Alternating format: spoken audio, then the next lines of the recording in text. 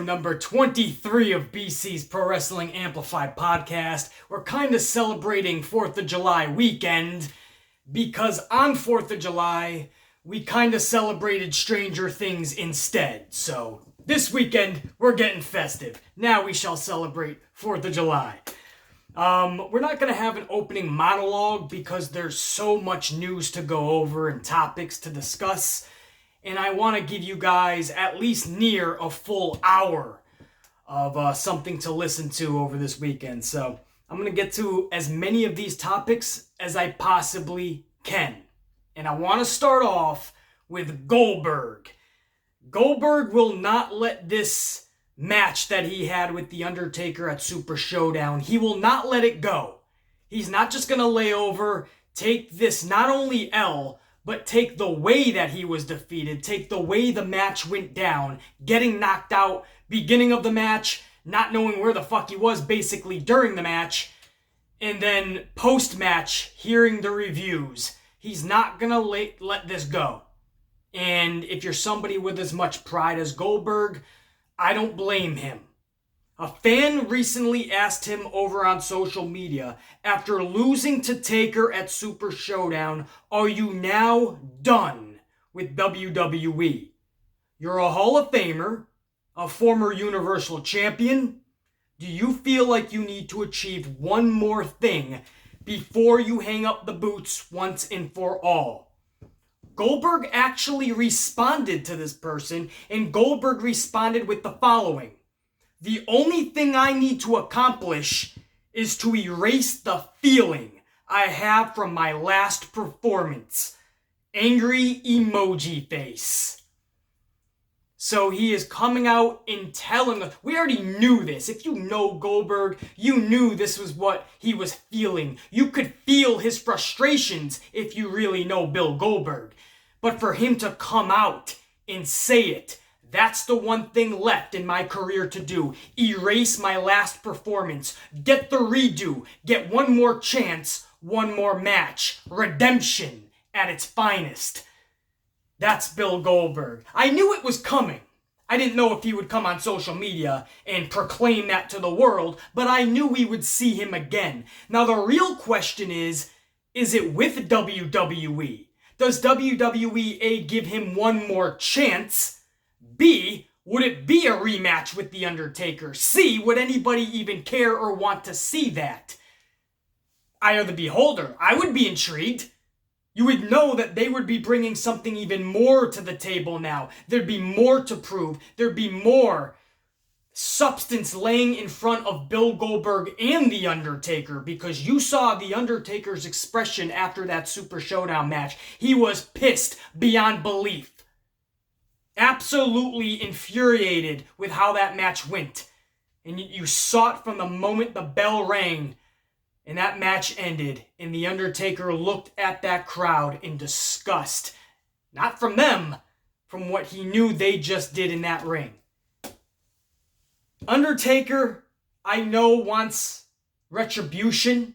I don't know if that's in the form of a rematch with Goldberg, but I know Undertaker wants to get that prestige back that he lost on that night, because on that night, that's when a lot of people started saying, okay, that's it. Maybe it is time for Taker to hang it up.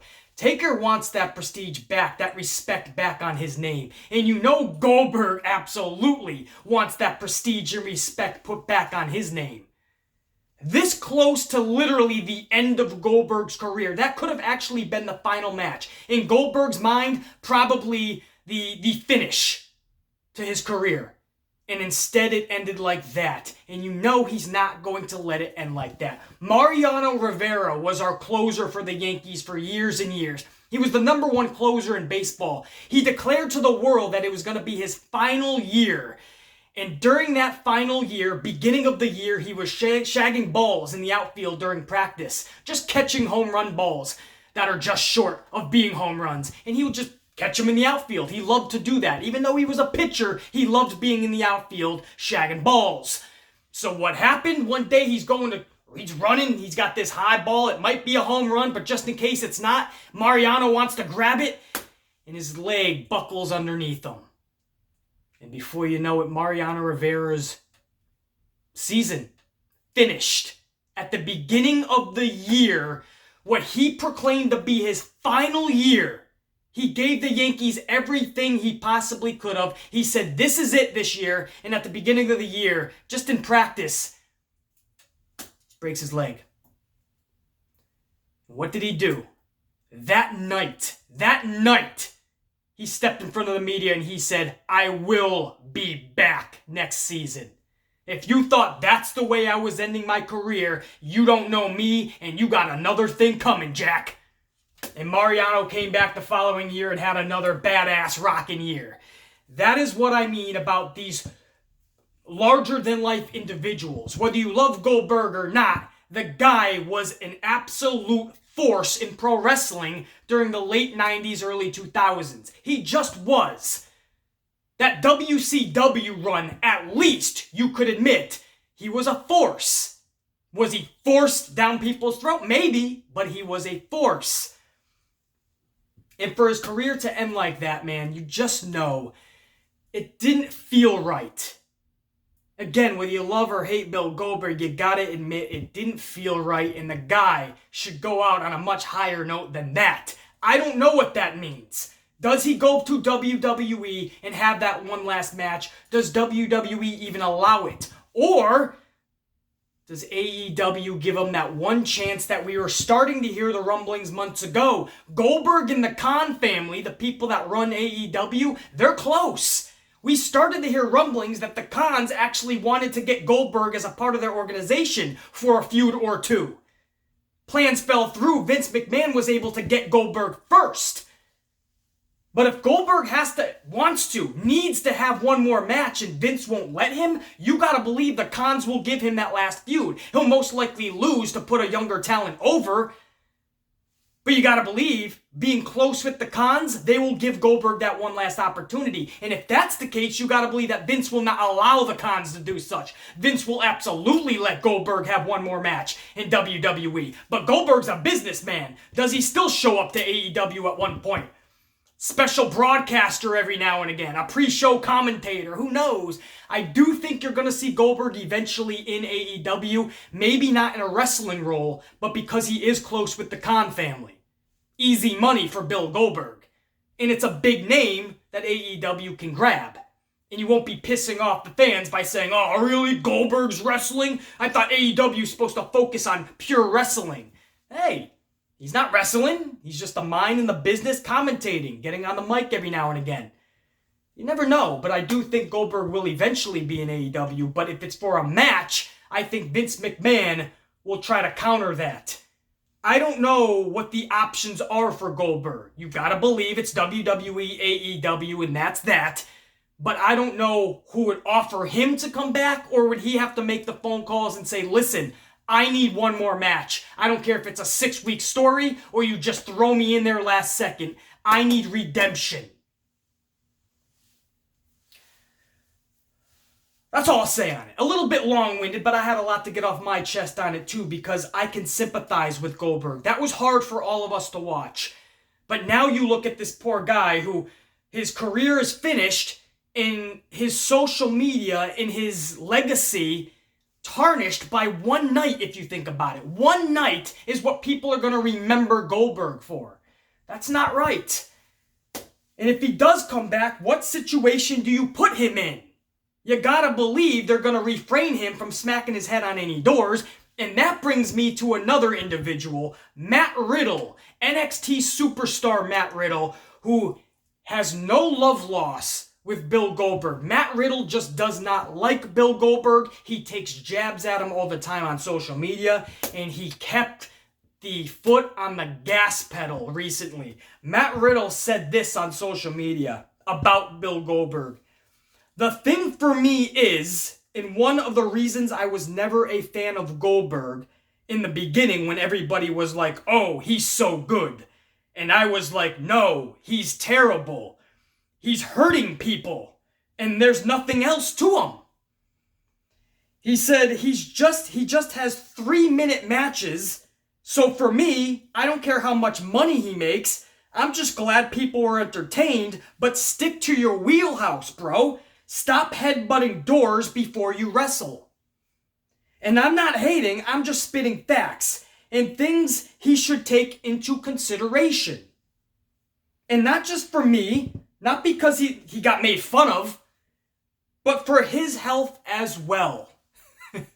So Matt Riddle keeps on kind of poking at Bill Goldberg, kicking Bill Goldberg, even when he's down already. Matt Riddle is keeping his foot on the gas pedal, man, and saying he only had 3-minute matches and there was nothing else to him. He's terrible. He was just hurting people. I mean, this is all just in his last post about Bill Goldberg. So Matt Riddle is really hitting hard. A lot of people agree with Matt Riddle. A lot of people are saying, hey, back in the late 90s, man, that was wrestling and he was larger than life. You could put me in that category. I remember, I was around, guys. I was a teenager around that Attitude Era, and I'm telling you right now, Bill Goldberg was a force. He was an entity. He brought life to WCW Nitro and life to pro wrestling back then. My problem with Goldberg wasn't quick matches because, again, I felt that was an awesome part of who his character was. Badass. And if done correctly, the guy that beat him, it was going to be a huge deal. Instead, WCW fucked up and they actually made Kevin Nash beat him. That did nothing except for start the demise of WCW. But my problem wasn't the way his character was and how he was portrayed in 3-minute matches. My problem was he was really similar to Stone Cold at that time. So there was a disconnect there. Oh, it's just another Stone Cold. But when you really got down to the character of Goldberg, it was much different. There was a different energy to Bill Goldberg. Stone Cold and Bill Goldberg were two different characters, but back then, people like to blur the lines, and they like to say that Goldberg was just copying Stone Cold. Two different characters. So my problem was a lot of the audience never really took Goldberg seriously because he just looked like Austin. So that was the biggest shame for me. I loved the way Goldberg was utilized. I know the guy was only good in 3 to 5 minute matches, and there was another guy that I grew up watching that absolutely is still to this day and forever will be one of the greatest wrestlers in my mind, and that's Ultimate Warrior. Now, when you talk about skill level, no, he's nowhere near one of the best wrestlers. But overall, he is one of my favorites of all time. Because pro wrestling, back in the day especially, wasn't just about your skill level in the ring and how many moonsaults or dives or hurricanranas or holds that you could do. Pro wrestling back then was captivating people on the microphone, even if they couldn't understand what you were saying, even if you were speaking gibberish. Like a lot of time, Warrior was in left field with a hockey stick, but just the energy and passion and amplification that Warrior brought, you were clinging on that shit. You were captivated. And then he starts running to the ring, ultra amplified like a nutcase, and you were just drawn to that. The guy brought an energy level that no one to this day has ever been able to duplicate or replicate. And to this day, guys like Warrior and guys like Savage, those to me are those larger-than-life characters that I yearn for. Goldberg is one of them. He was back in WCW. He was larger than life. So whether you love him or hate him, you gotta at least give him his due in an era where that was strongly needed. Not as much as today. A larger-than-life character is needed much more today. But back then, WCW could use that, man. They were bringing in all the WWF guys at the time. You had Kevin Nash, you had Scott Hall, of course Hulk Hogan. Macho Man was even there at that time. WCW needed its own creation of a larger-than-life superstar. They had Sting. Who else? Goldberg was somebody that WCW could look and say, hey, we created that shit.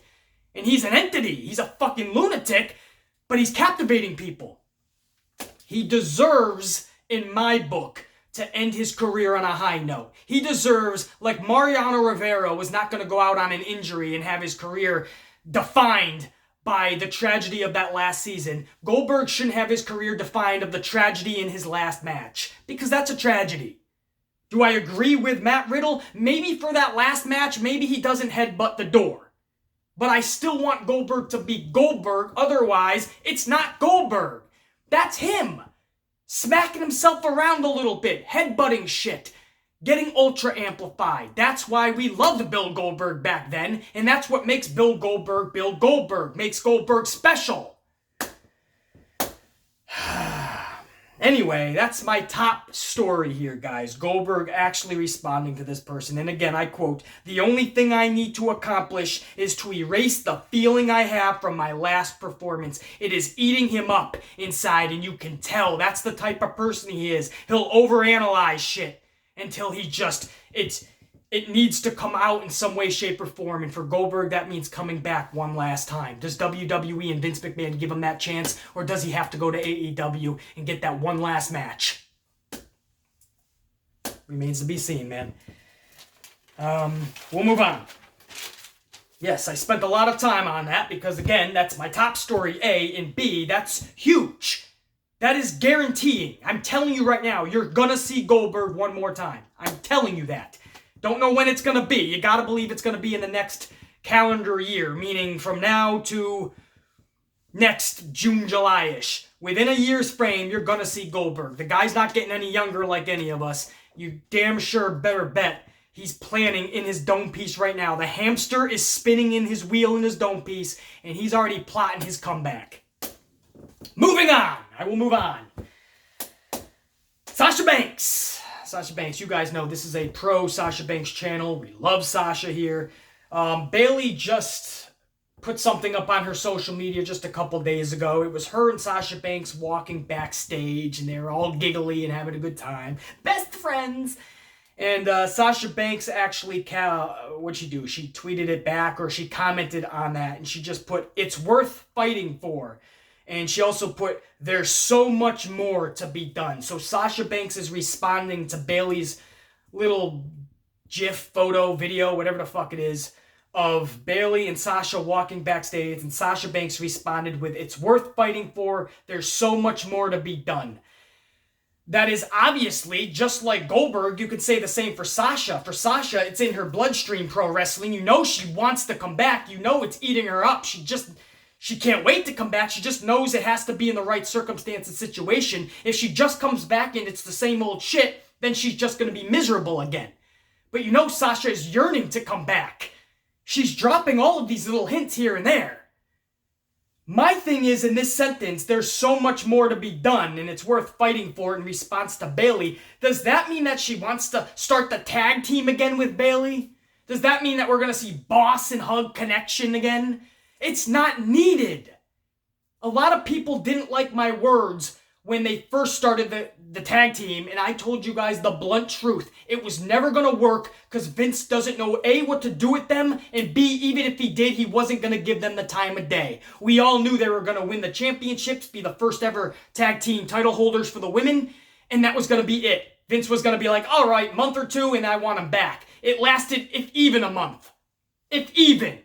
And Vince took it off of them immediately. Everything I said to be true ended up being true. It was all facts, and a lot of people didn't like it. BC, it's a good tag team, man. They're going to take over the division and make it relevant. And this and that. And I'm like, guys, no, they're not. You don't know what you're talking about. I know the trajectory of Vince McMahon in the WWE, the trajectory of the women's division as a whole, let alone this newly formed tag team division, and I'm telling you, it's going to fail miserably. Sure enough, Boss and Hug connection, a whole year, even as a tag team in obscurity, they finally get a championship match and win the titles, and a month later, they're dropping them. I told you guys. And then what? Does Sasha come back and they form Boss and Hug again, and what, guys? Are they going to win the tag titles in the future? Sasha Banks is too fucking good to be stuck in a tag team. Sasha needs to be an individual, that's right, singles matches, going for titles, singles titles. She deserves to be a champion multi-months through. Shit, 3 years in a row if the Amplified man was booking. We don't need to have redundancy when she comes back. Just because they're good friends, best friends in real life, doesn't mean we need to see that on camera. That shit started to get as stale and as awkwardly cringeworthy as Becky Lynch and Seth Rollins looks on Monday nights together. The peak, the pinnacle of when we started to love Sasha Banks was in NXT when she was that fierceless villain. And then when she got to the main roster and that boss character was still shining, that's when we really got drawn to Sasha Banks and loved Sasha Banks. And then all of a sudden, she's playing around with her real life best friend Bayley on camera, and they're a tag team and they're giggling and they're buddy and hugging all the time. And they lost that mystique. Sasha lost that mystique of what the boss character even was. She just became a hugger. Bayley's sidekick. Sasha takes off and Vince is like, yeah, you want to leave my company? Here's my fuck you to you. Bayley gets the championship. That's great for Bayley, actually. Let Bayley go on her own and get singles titles. That's awesome. Now let Sasha have that chance when she comes back. Bayley's already a champion that's longer reigning than Sasha. I think her reign right now, Bayley's, is longer than any one of Sasha's title reigns, correct? Or it's heading that way. Sasha doesn't deserve that? Sasha's only good enough to be in a tag team with her best friend? BC, I can't wait till the Boss and Hug gets back together one day. For what, guys? What do you think they're gonna give them? They have amazing talent like Asuka and Kairi Sane right now. Calling them these warriors, and they're where? They're not even getting television time. You're telling me Asuka and Kairi wouldn't hold tag titles for years? Nobody's gonna be able to beat them. But Vince currently can't even get TV time for them. So what's going to happen with Sasha and Bayley? They're automatically going to get TV time? Or automatically out of nowhere, they're going to have TV time for the Warriors, the Kabuki Warriors, and Sasha and Bayley, the Boss and Hug connection? Now everyone's going to get TV time all of a sudden. What, did they add a 4th hour to Raw that I didn't know about? A 3rd hour to SmackDown? There's so much more to be done. I hope Sasha means that in her terms, singly, individually, and not just another rehashed, redundant, try to give it one more attaboy in the Bossing Hug connection. I seriously hope that's not the case. Sasha Banks is too fucking good for this bullshit. Just like Ember Moon, just like Naomi, they're too fucking good. Asuka, Kairi. I'm moving on, because that's just gonna fucking frustrate me to no end. Shawn Michaels.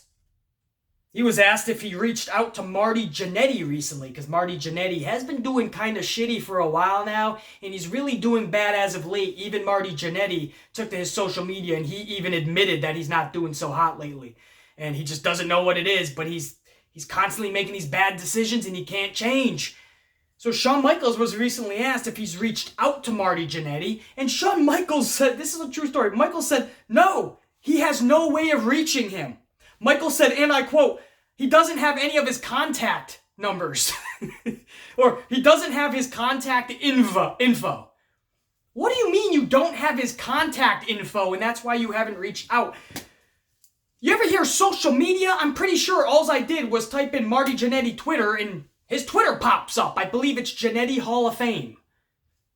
I'm pretty sure that's his actual fucking Twitter account. Or he's got social media. You got people in the business that are indie promoters that can easily find this guy. The guy is still working. Somebody like Shawn Michaels can't find any way in the world to locate Marty Jannetty? Bullshit. Now, mind you, and grant you, he doesn't need to reach out to Marty Jannetty. They're not close friends, contrary to what a lot of people think. Just because they were a great tag team back in the day, and once pretty damn good friends, they're not anymore. They haven't been for decades. So it's not Shawn Michaels' responsibility to reach out to Marty, but if somebody's going to ask you a question like, have you reached out to Marty at all? Don't lie. Don't say, I just can't find his contact info. Shawn, if you had his contact info, are you really going to call him up for a Sunday afternoon fucking or a Sunday brunch conversation for 40 minutes? Are you really going to do that, Shawn? I doubt that. Just say outright, no, I haven't, man. I haven't, unfortunately, we just, our paths went separate ways, and I know he got into some trouble, as I did back in the day, but I know he hasn't been able to get out of that. I know if I ever see him, I'll definitely talk to him and see where he's at and see if I can help. But no, I haven't reached out. Just say something, just say the truth. I can't find his contact info. I have no way of getting a hold of him. 5 seconds of doing a fucking search, and I already got his fucking social media that he's on. Almost frequently. Pretty frequently. Unreal. Maria Kanellis. You gotta love this one. Maria Kanellis. She's actually prego. From what we're hearing, is the storyline we saw Monday in her telling Mike Kanellis that she's pregnant. This is actually true. We have to find out more, but we're hearing that it's pretty true right now. And if that's the case, then didn't this exact thing happen the first time they signed with WWE on that comeback? For Maria, anyway? Didn't they sign that contract just a couple years ago? And Maria, like, instantly, simultaneously, almost to the day she signed the contract, found out she was pregnant. Now, yes, you can't help that, man. She's a woman. She should get pregnant, and the company should stand by her, and you know that's life's evolution. That's great. But it was just like, wow, Vince got screwed a little bit there, right? They signed these two people, and she immediately gets pregnant, and she's on the shelf for a year.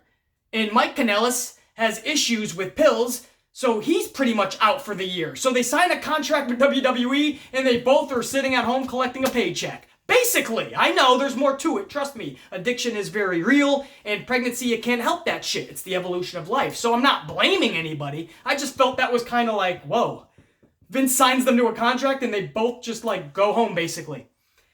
And then they just signed a new contract just a month ago, within a month ago, actually, and we're hearing that Maria is actually pregnant again, and this would be the second time that she signed a contract and went home pregnant for the following year. So she'll be collecting a paycheck and chilling.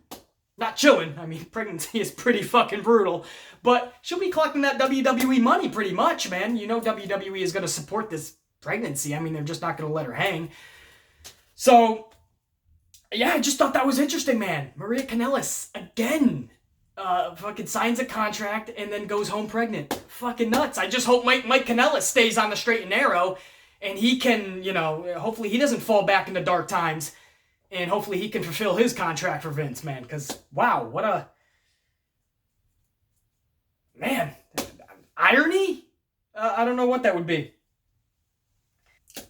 Triple H about to sign another one of Japan's brightest women's wrestlers, Sari. That's great. Just one question. Where is Sari going to? That is my question when they brought in Asuka, when they brought in Kairi, when they brought in Io Shirai, and it's my question now for Sari. Where are they putting her? They still can't even find TV time for Asuka. They can't find TV time for Kairi Sane. No, Io Shirai on the main roster. She'll be in NXT till the year 2027. At this point. Because what would you bring in Io Shirai for? They can't even find TV time for Kairi and Asuka. What the hell would Io do? Nothing. These are talents that could be champions for years. And they don't know what to do. They sign them because they know they're big talents in Japan and they're great at what they do. And they get the WWE and what? NXT they find a little bit of a success. But that's a small pond and there's a lot of big fish in that pond right now. So eventually it gets overcrowded and overcrowded and overcrowded, and soon that bubble has to burst, that bubble has to pop, and whatever comes out of that shit has to finally get called up to the main roster. The problem with the main roster is that's overcrowded with talent that's just sitting at home collecting paychecks or sitting in catering collecting their paycheck. Kairi, Asuka, Io Shirai would be next in line to go to the main roster. Then what? Does Io get called up to the main roster, sit in catering, just do live events, and replacing Io in NXT will now be Sari? Is that the goal, the game plan? As of the making of this video, he hasn't officially signed Sari yet, but it's supposed to be happening, or that's his new prospect. Maybe they have already signed as of the making now, as of the time you guys are seeing this video. But it does look like that's going to be an official new relationship, man. Triple H reaching out to this young Japanese talent that's just phenomenal. She really is. There's no question. There's no doubting her skills. There's no doubting she could be something dominant in WWE. It's just WWE doesn't know how to use these Japanese stars. And she is one of the brightest women's wrestlers in the world today. And literally just phenomenal. To use AJ Styles' pun, if I may. She's phenomenal, man. She's 5'2", 132 pounds of bulldozing machine. She literally is a spitfire. 5'2", $132. And she's an ass kicker. Strong as a bulldozer. And they're just going to have nothing for her. She'll be a contender in NXT, maybe even win the NXT championship for a few months, maybe 6 months, maybe a year. And then what? When it's time to pass that torch, where is she going? A year from now, Io Shirai will still probably not even be having TV time. Kairi and Asuka will have TV time, but still be irrelevant. That's all probably still a year in the future. It's what I've been saying for so long now. It's the Pac-Man syndrome. Triple H wants the Pac-Man, eat up all the talent around the world so nobody else can have them. But what are you doing with them? Where are they going? You're overcrowding an already overcrowded situation, an already overcrowded company. Splitting that up into two and saying NXT is its own entity didn't do shit because you're still overcrowded. Do you know how many great NXT talent is down there that can't even get a takeover match?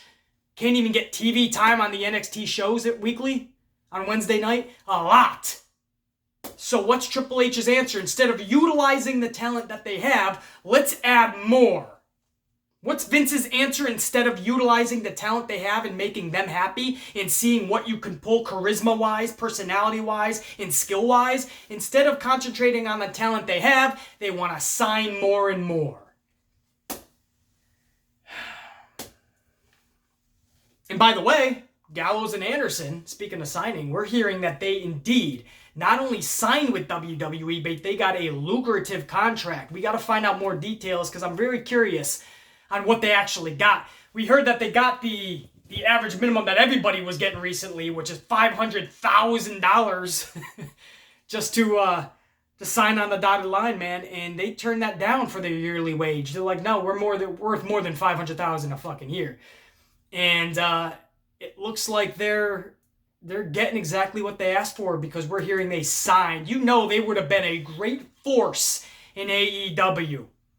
And they could have got the world handed to them on a silver platter if they went to AEW. They knew that. And they knew to stay in WWE and continue to be irrelevant, you better be offering us a shitload. We better not be irrelevant going forward. And it looks like they signed for a lot more money. It looks like they want actual TV time and significant storylines. And guess what? They're already reforming the club. So it looks like their demands thus far are being met. But you knew when they formed that club or reformed it with AJ Styles last Monday, you knew they signed the contract. We were just waiting for official word. Well, we got official word. They re-signed with WWE. They will not be going to AEW. Gallows and Anderson are staying in WWE. That is official. Or at least what we're hearing. We still got to find out a lot more, though, like I said. I want to find out what exactly they asked for money-wise. It's none of our business, but very intriguing. Because not a lot of the talents, from what I'm hearing, actually turned WWE down initially. We're hearing Gallows and Anderson actually did. I love that, man. Stand up for yourself. Don't be happy with your spot just because you're sitting in catering, making money. Easy breezy money. No. Be relevant. You know you're good at what you do. You know you were fucking really good somewhere else. Why are you not getting the same treatment or respect at least in this company? Stand up for yourself in life, man. It works wonders.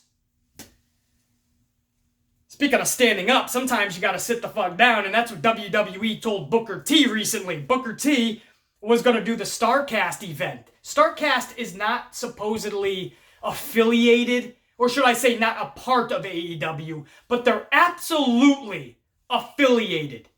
Anybody that thinks not is just lying to themselves. They're bullshitting themselves. They're absolutely affiliated. Don't believe me? When does StarCast come around? Only. Yeah, it's rhetorical. I have the answer for you. Only when AEW is doing a big event. All In, StarCast. Double or Nothing, StarCast. All Out in Chicago, August 31st, StarCast.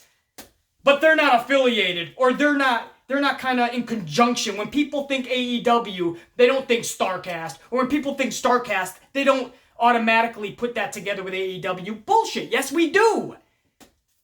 Just because they're not officially together in a technical sense or aspect doesn't mean that they're not affiliated in some way. You know damn well they have a relationship. You don't see them putting on these events with SummerSlam. There's not a StarCast for fucking Battleground or Vengeance or in the house. What was it? Fucking the old school In Your House pay-per-view. Anybody old enough to remember In Your House? They used to have, yeah, no? Well, I remember them.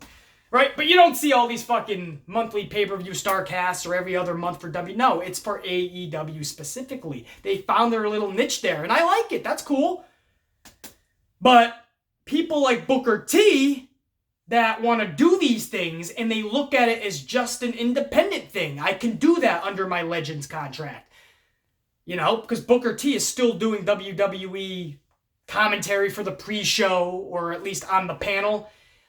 He's still going to WWE studios all the time and filming stuff. So he's still got that deal, that working relationship with WWE. And under that relationship, like a lot of these guys under Legends deals and such, they can do a lot of independent shit. Booker and a lot of people think StarCast is just an independent entity because technically, again, it is. But WWE isn't that stupid. They know that they're affiliated with AEW, or at least in the minds of fans, they're affiliated. And that's enough for Vince to say, shut that down. We've seen The Undertaker have to pull out in the past, and many others. Booker T just had to pull out of StarCast. Booker T said that on his podcast this weekend, he's gonna issue an actual statement because there's more to the story. Because the story we heard was WWE was just pissed off and they took Booker off of the event. So Booker said he's going to elaborate and add more facts to the situation. So I'll be intrigued to see what Booker has to say, because it looks like just another person said or told to sit down and you ain't going to StarCast. And if that's the case, then this is the new norm. WWE is not going to allow anyone from their branch under any type of deal, Legends deal or what, to go over to StarCast. This looks to be the new norm. We got to find out what Booker T has to say.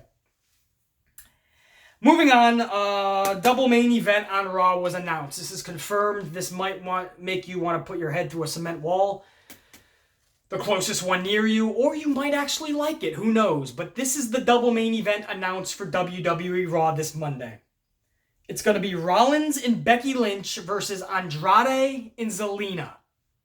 Also, we'll be getting Shane McMahon and Drew McIntyre versus Roman Reigns in a mystery partner chosen by Shane McMahon for Roman.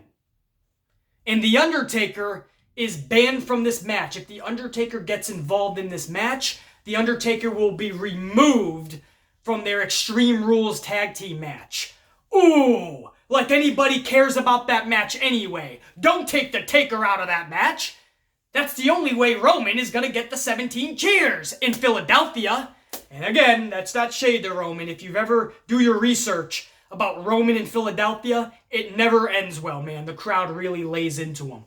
So that's why Undertaker is attached to him for Extreme Rules, so they can try to get a little bit more cheers than usual. But guess what? In Philadelphia, when The Rock came out to try to save Roman and get some cheers, The Rock ended up getting booed. You remember that Royal Rumble? Because I do. You think the Taker is going to stop that? Remove The Undertaker from the match. That might only do The Undertaker good. That might save The Undertaker from getting booed out of the building.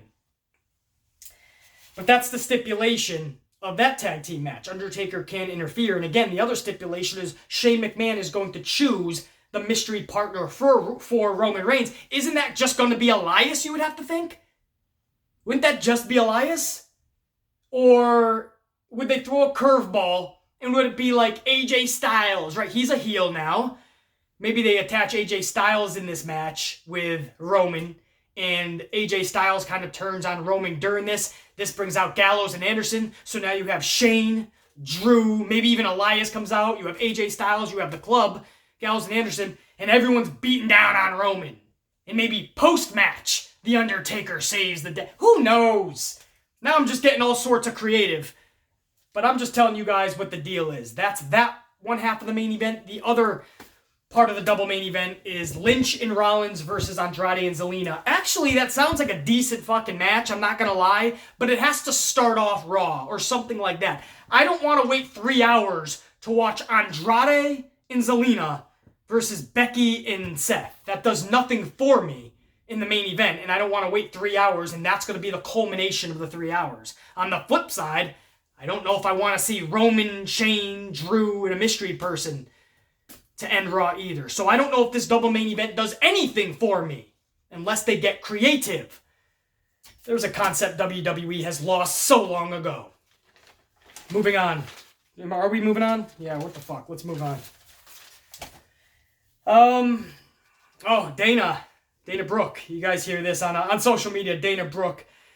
She was showcasing some new moves that she's been working on recently over on social media. She posted them, and she commented underneath, "New me, new skills." And Ember Moon saw this and responded, "Is it? Pretty sure I do that." So Ember caught one of those moves that Dana was posting, saying "new me, new skills," and Ember's like, "I already do that." And Dana responded, and she got a bit pissed off, needless to say. And Dana replied with, "Sweetie, don't act like you've been on TV at all much to show your skills." And she kind of quoted that. So she responded to Ember Moon by saying, "Sweetie, don't act like you've been on TV all that much to show your skills. It's a suplex, honey. Didn't know you claimed that. I'm pretty sure all the women could do it if they wanted. Someone's salty." So Ember responded, "That's funny. How long have you been on the main roster? And how many matches have you had? All I am saying is that instead of dipping into our moveset, be original." She said, "I know you are capable of it. I take pride in what I do. Not salty, just angry. You would too if I did the same." So she's basically saying, hey, it's a mutual respect thing, You know I do this move. Why did you have to do that?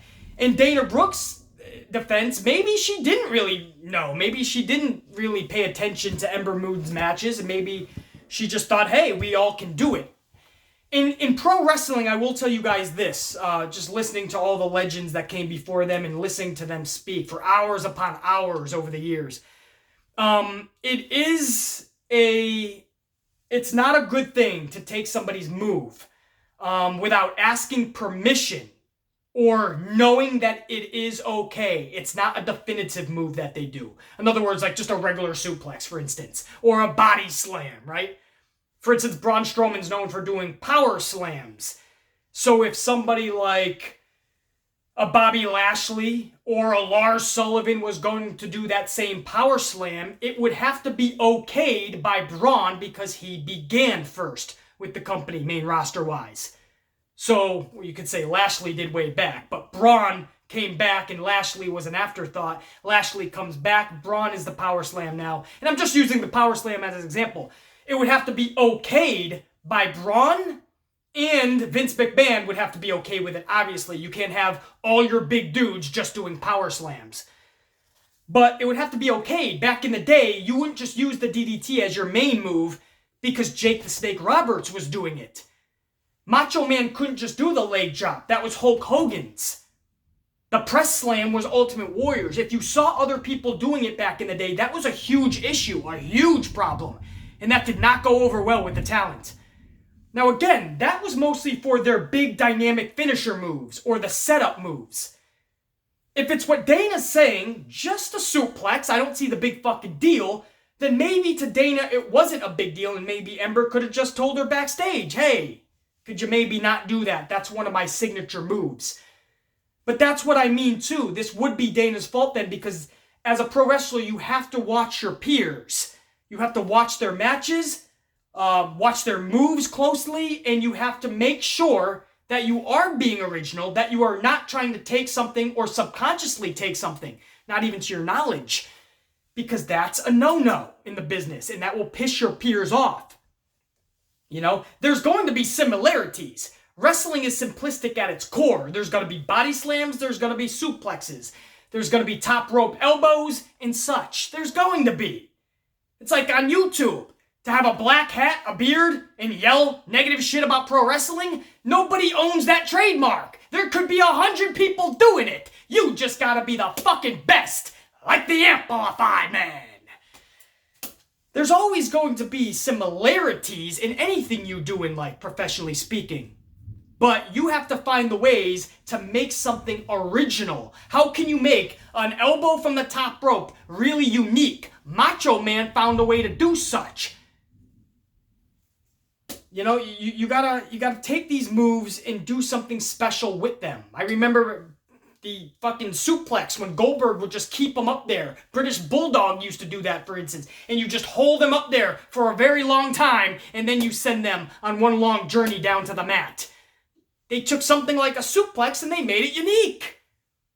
And then when somebody passes the torch or moves on, leaves the pro wrestling business, wrestling-wise anyway, then somebody else can come up, ask permission. I heard a lot of these legends say, even though they're out of the sport or not wrestling anymore, it's still awesome when somebody calls them up and says, can I use this move? And again, a lot of what I'm saying is the special finisher moves or the setup.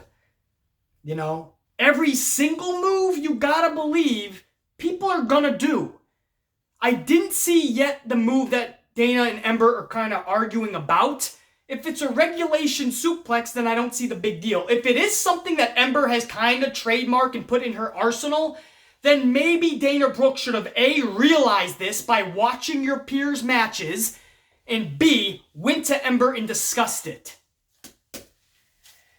So, yeah.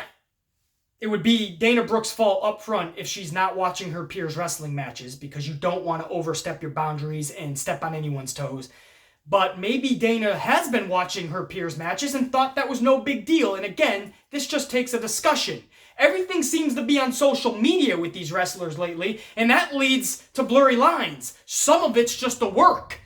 A lot of it is like real. Like, just because they're all backstage together doesn't mean they're all partying together or eating their catering together and they're just next to each other or at the next table. No, a lot of them don't actually hang out, guys.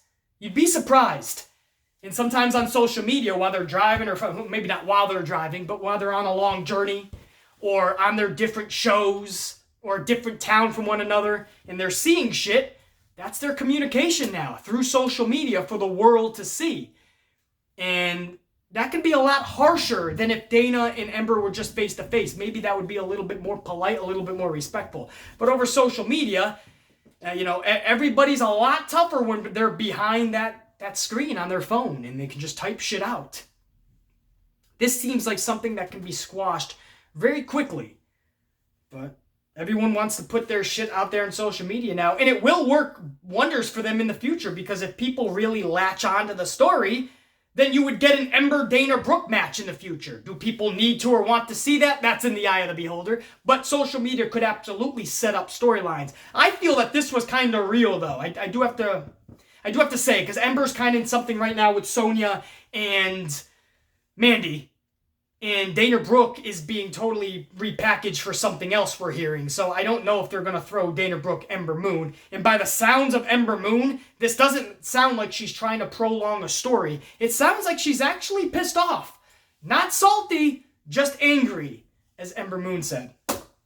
Alright, entirely too long on that story, but it's just that I wanted to give you guys a little glimpse behind the scenes and what we've heard for so many years now from the legends, and that's you got to be careful about stealing people's moves if it's really significant to their character and to who they are, because that is considered disrespect in the business.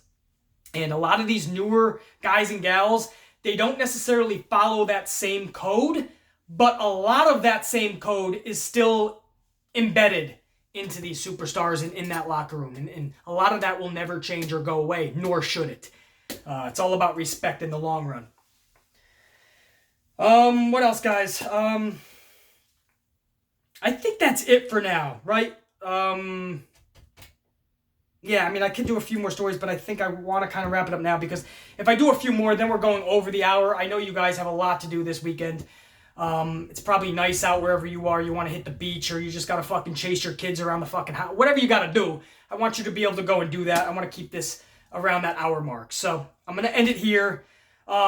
Don't be surprised if there's actually another impromptu video this weekend. Maybe later tonight, maybe tomorrow, maybe first thing Monday. But there is another topic I do want to go over that's probably going to need its own kind of time slot. It's at least going to be about 15, 20 minutes, I think. So be on the lookout for that, definitely. And of course, I'll be with you guys on Tuesday morning and Wednesday morning. Raw review and reaction, SmackDown review and reaction, subsequently, respectfully.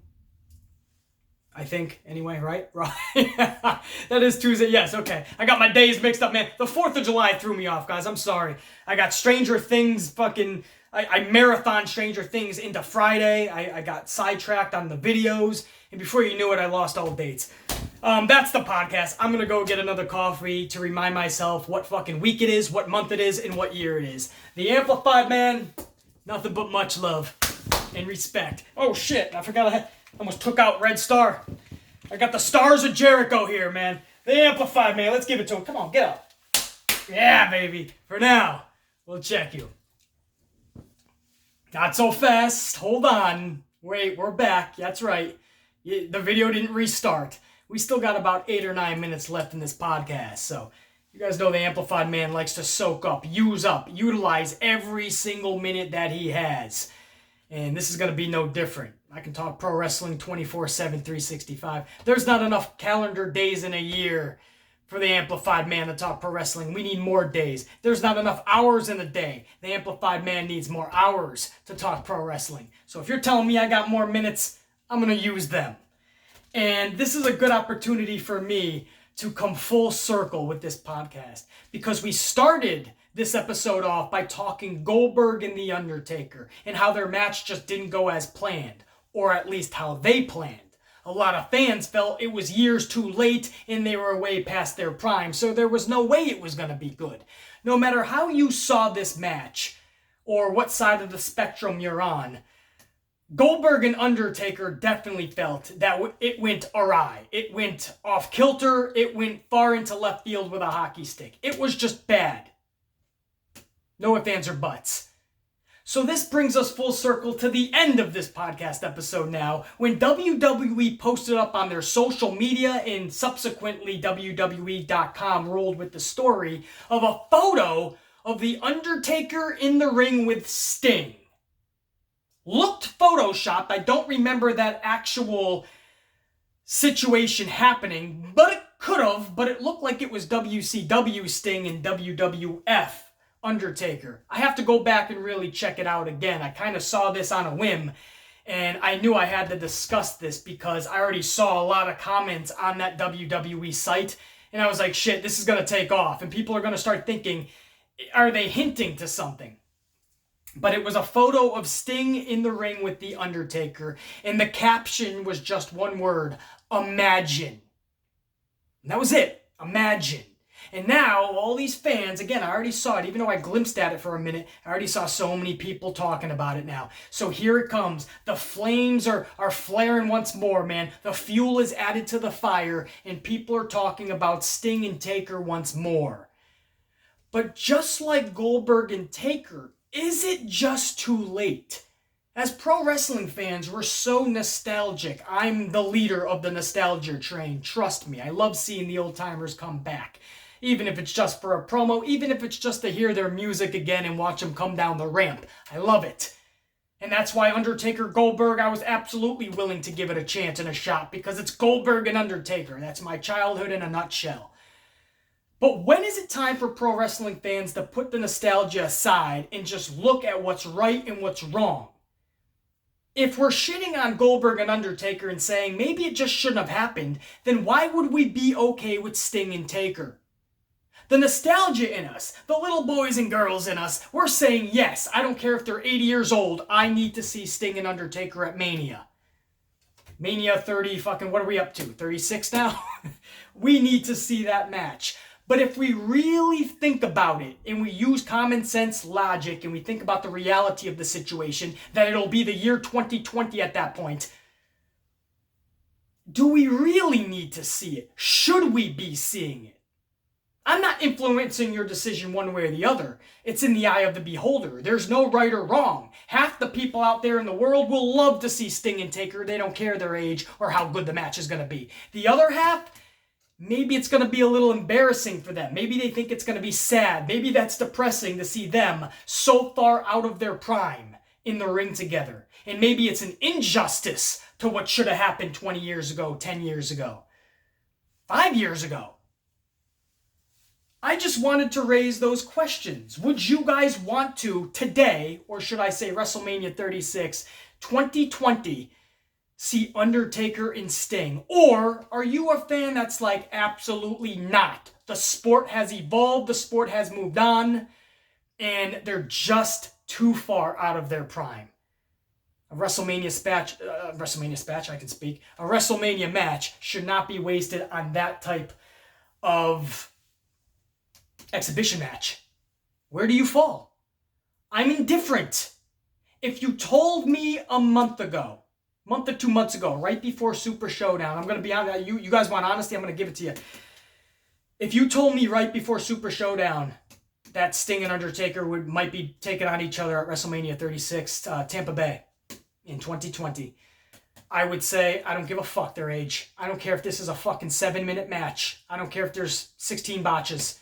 Give me Sting and Undertaker. That's one of the dream bucket matches I needed to see before they called it a quits. That would be my answer. Give it to me. I don't give a fuck.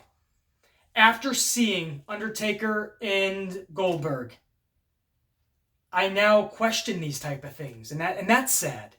You know, it's sad that I have to question these type of things, but it's a very real possibility that at their age, something could go awry in the first minute and the match is pretty much ruined at that point. It's a very real thing that we as fans have to take under consideration before we get all hyped up. We got to remember these are dudes in their 50s that are trying to hang in 2020.